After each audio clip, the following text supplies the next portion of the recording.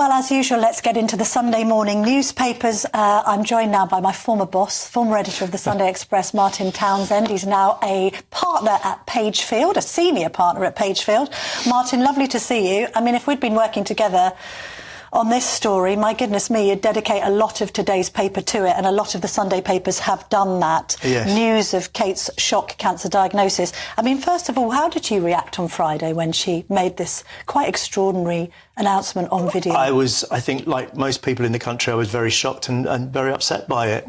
But I thought it was an absolutely remarkable statement. I think it was brilliant, actually, and I think it will be poured over. Obviously it's being poured over at great length now, but I think it will be poured over in the future as well as a fantastic example of how you can manage this kind of terrible news and at the same time show extraordinary empathy, both for your family and for other sufferers, but also for the country, because the country is jittery. I mean, we have a very jittery UK at the moment. Yeah. You know, the government is all over the place. They're not at all sure. I personally don't think about the incoming government, although they seem to be wanting to vote for them. There's war in the world, etc., etc. And they're not. And people expect the royal family. They want the royal family to be secure. They want to feel comfortable with the royal family. And I thought that Kate went a long way to making people feel reassured, as well as making our own family feel reassured. With a former editor's hat on and now kind of a PR hat, do you think it was good that she did it in video form? I mean, we understand from some of the coverage this morning that she thought it might be a bit too sterile to sort of release a statement, but she's not the most natural public speaker in the world. She's always struggled a little bit, actually, with giving speeches because she's naturally quite shy and an introvert.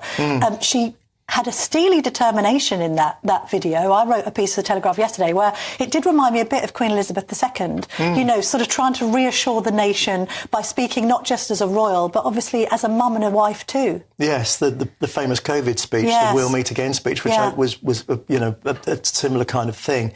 I thought it was perfect to do it on video, frankly. And my wife and a lot of her women friends were saying that, you know, they thought that it was perfect. I mean, she was sort of fiddling with her fingers a bit, and that was the bit that actually moved a lot of my wife's friends. This sort of fiddling with the fingers. She was obviously very upset and, you know, stressed, I think. But she came across, you know, it broadly in the video, I think, as being very reassuring. What's your reflections on the sort of media coverage of some of the conspiracy theories and indeed the sort of false rumours? I mean, I wrote a piece saying that I thought the trolls should be called out, this kind of, and people completely anonymously behind faceless computers spewing out this frankly sort of virtual vomit on a daily basis is appalling. Then some people sort of came back at that piece and said, well, you're in the media, so you're to blame as well. You've been hounding her. I mean, actually, personally speaking, I've only written a couple of stories about her and her health, both of which said leave her alone and let her recuperate. Yes, but let's not let facts get in the way of a good trolling.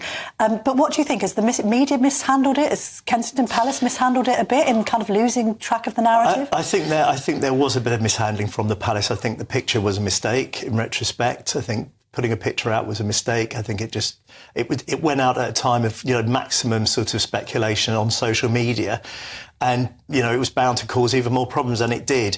I think there has been a big difference from the way newspapers have covered this story and the way social media has been disgraceful. And I think for the CEO of X/Twitter, Linda Yaccarino, to come out yesterday, I think it was, and say, you know, make this kind of statement about Kate and said, you know, that she hopes that she'll get privacy, is absolute nonsense. I mean, they've done nothing about anonymous trolling at all. What needs to happen, and we've seen today with one of the worst trolls being unmasked, he was hiding behind a nom de plume, a pseudonym. This mustn't happen anymore. Yeah, this is this guy, Paul Condon, who is in the Mail on Sundays, being exposed for recording these vile TikTok videos, but as you say, under a pseudonym. Yeah, I mean, either X come out and say that you cannot go on Twitter unless you do it under your real name, and have people under their real names. This is going to continue because these are cowards, these people, who will hide behind Although, pseudonyms. To be honest, some people behave appallingly on X, even when they do name themselves. Yes, true. We know of quite high-profile people that behave appallingly on there.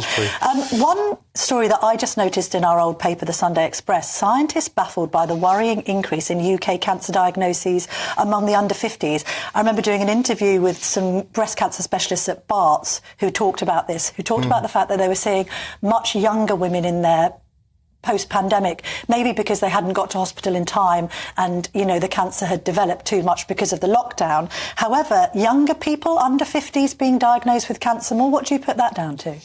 Well, I mean, I think, refer to our previous conversation, I think we live in a very uncertain world. And I think if you're one of those sort of in that kind of age group, you're worried about losing your job. You've got all this stuff about AI, that AI is going to take everybody's work and take away their professions, et cetera, et cetera.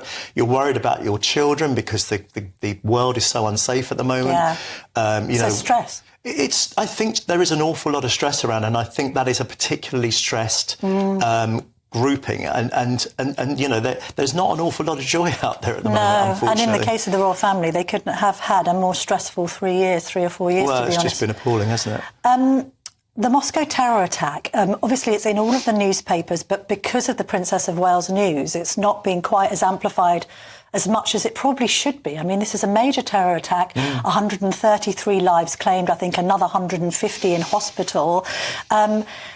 Putin now weaponising it and trying to blame Ukraine for what is the actions of ISIS is obviously an interesting take from the Russian president. I mean, does this just escalate matters, do you think? Well, I mean, my heart goes out to obviously the families of those people that were slaughtered in that massacre. But at the same time, I think there is a certain, I think because of the war in Ukraine and because people just don't believe what Putin says, any incident like this, I think people are very sceptical about it all, about what actually happened, et cetera, et cetera. Now, it has been claimed as an Islamic attack. And I think that, you know, that obviously that's sort of, you know, that's the claim that's out there. But now, of course, he's weaponising it. And so people are saying, well, you know, how did it come about and this, that and the other? I mean, I think there's always kind of doubts around Putin. This is the problem he's got. Emboldened by being elected for another 6 years. Well, with 89% of the vote, would you believe? I wonder how that happened. Having got rid of all of his, you know... his main opponents. And Alexei Navalny dying in very suspicious circumstances in a Siberian prison. Let's talk about Rishi Sunak. Of course, again, there is coverage of... you know, his leadership. Can he go the distance? I thought it was interesting to see Dan Hodges particularly writing in the Mail on Sunday that he's sort of a zombie PM, in power but not in charge. I mean, what do you make of these claims? And I've got Andrea Jenkins coming in just a moment after you. She's one of the MPs to have admitted to putting in a letter of no confidence.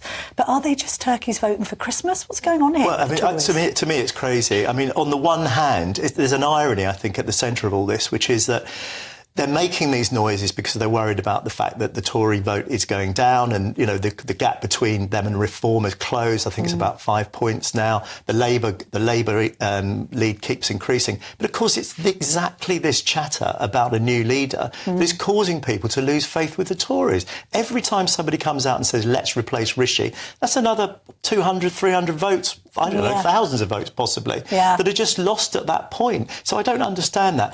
Rishi Sunak himself is not doing himself any favours. From all accounts, he's micromanaging everything, including the dishwasher in 10 Downing Street, going up to check that it's been loaded properly. This is just crazy stuff. And it's the sign of someone who really doesn't know what to do. It's that old thing of like, you know, I'm under stress, I'll go and tidy my sock drawer. Yeah, it's working hard behind the scenes, I think, is the shtick. Exactly. But it's not working for his poll rating, that's for sure. And he should be attacking Labour. This is the time to attack Labour. They have, you know, no policies, no ideas. We've had a Labour and Conservative consensus, haven't we, on the St George's Cross and the way it's been depicted on the back of the England shirt. I know you've got strong feelings about it. Very strong feelings. As an England fan and a Chelsea fan, what you've said that you're going to boycott this shirt. Yes, well, we'll draw a veil over me being a Chelsea fan at the moment, I think. But anyway, the fact is that, no, I've said I'm not going to watch any England games while they're wearing that shirt. I feel very strongly about it. I feel strongly about it because I think these national symbols matter. And I also feel strongly about it because it's an American company, Nike, who have a history of virtue signalling. Yeah, so this is apparently going to be a rainbow, this cross. Yeah. But I wrote a column about it. What other country would be putting up with this? Oh, well, certainly not the US, No, that's but for sure. well, not the US, but imagine like if you tampered with the saltire or you took the dragon off the Welsh flag. Yes. The uproar, but apparently it's perfectly fine to not have a red and white flag. Because that is how a certain section of Britain feels about England. They're not proud of England. Yeah, but they're a very vocal minority, aren't they? Very vocal minority. I get that the flag has in the past been tainted with sort of far-right thuggery, but the vast majority of people who wave that sort George's cross, not just at the football, but at royal events, at concert, are representative of multicultural England. I mean, this is the irony of the debate about... Absolutely. I thought it's interesting, Home Secretary James Cleverly saying, vote with your feet and don't buy the shirt. At 125 quid, I'm not minded to buy it anyway. I think it's 127, actually. But it's a, horrible nylon shirt. Yes, so. Well, to be fair, football shirts are always horrible and nylon, but at the same time, I think for that amount of money, I'm probably better well spent elsewhere. Indeed. Thank you very much for joining me this morning, Pleasure. Martin. Always a pleasure to speak to you.